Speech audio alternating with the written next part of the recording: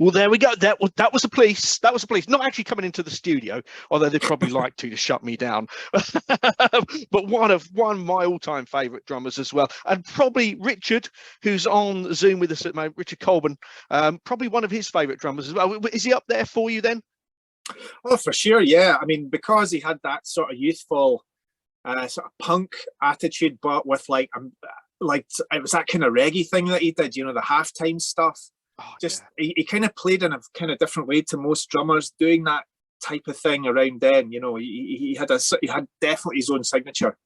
I think they were all had their unique ways. How many summers on the guitar, almost a jazz guitarist with a bit of a rock overflow. It was amazing. Obviously Sting. I mean, what a voice, what a bass player. I mean, it goes without saying. So yeah, for me, one of the greatest bands ever. So yeah, I'm glad you picked them up. So look, let's get back into it. So we're talking about sort of your youth and growing up and stuff like that. Did you ever take any drum lessons when you were younger, Richard? I did, yeah, like formally, probably at school for a little bit. And, you know, my family being quite prominent in Perth as musicians, I kind of knew a lot of the drum teachers because they played with my grandfather because he had a big accordion orchestra and they would play weddings up and down the length of the country. So, yeah, first time was at school. And then after the fact, maybe in my 20s, well, when I moved to Glasgow in '95, I went to Ted McKenna, who sadly passed away a few years ago, but he played in the sensational Alex Harvey band. Wow, doesn't get a lot bigger than that. Phenomenal. He was mates with like John Bonham and all that back in the day. What's the guy from Thin Lizzy again? I'll come back to me, but that's the guys he was cutting about in the '70s, and what a drummer. So anyway, he used to do private lessons, and he was just a great guy.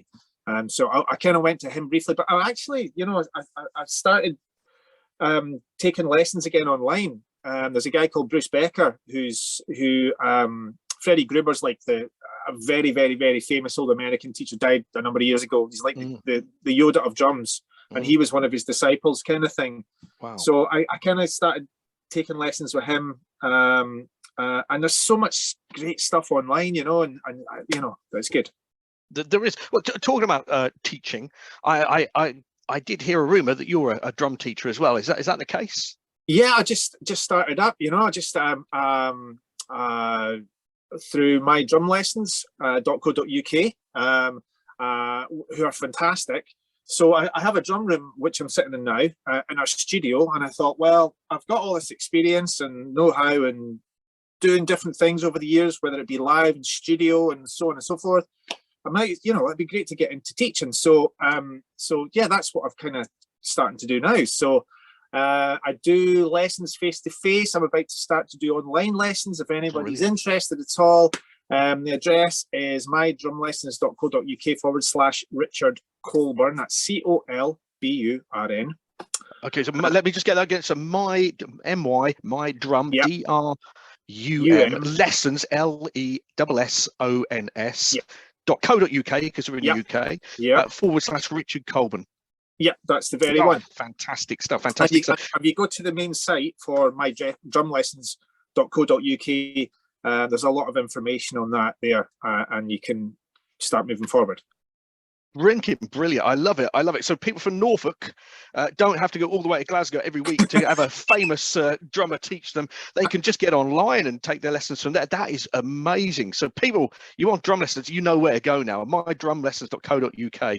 Just get yourself on there. That's fantastic stuff. Yeah, when it comes, let's get back into the other things. Kit wise, what do you use? What gear have you got? Well, do you know what? I used to have quite a few kits. I've only got 2 kits at the moment. The main kit I'm using just now is one called, as I look at it, it's a Modern Drum Shop of New York City, which I bought this in about 1997 in Manhattan. It's a really famous old drum maker.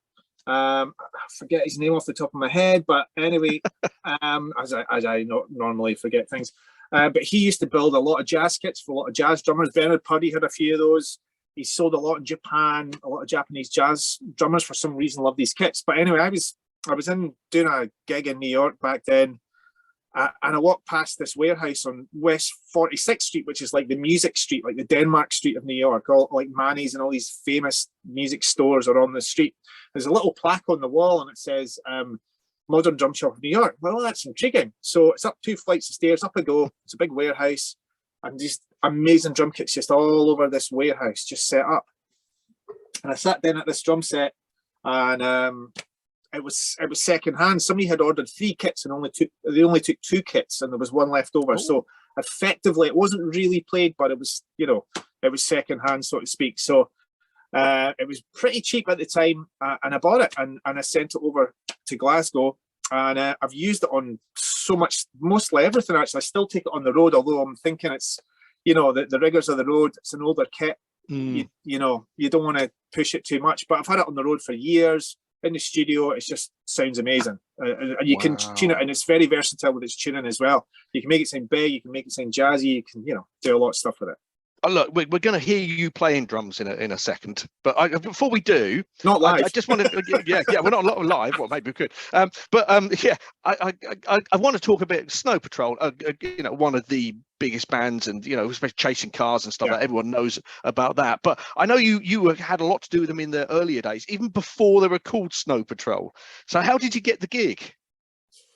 Well, basically, they were on the same record label as us. We signed to a small indie label called Jeepster, and I think it was 1996 or thereabouts. And Snow Patrol were called at the time Shrug, and then they changed their name to Polar Bear.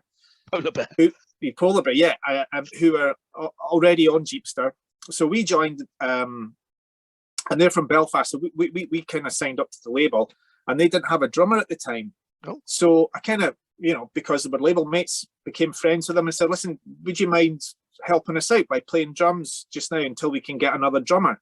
Because we didn't really tour very much at the beginning, so I had plenty of time. So that's how I kind of got to know them, and that's how I got to play with them. So yeah, things went from south to south. We're like brothers, you know, just like the very, very close friends. So I played on their first single as Polar Bear, but then, as luck would have it, another band in America were called Polar Bear, who had bigger lawyers. Oh no, etc. So, but it kind of worked out, because then they changed the name to Snow Patrol, and things went okay. Didn't it? So we'll talk about a bit more about that in a minute. But as Polar Bear, I believe they had a single out called Starfighter Pilot. Is that right? Yes, that's right. That's one you played on. Yeah. Well, I'll tell you what. Let's have a listen to that now, and we'll come back after this.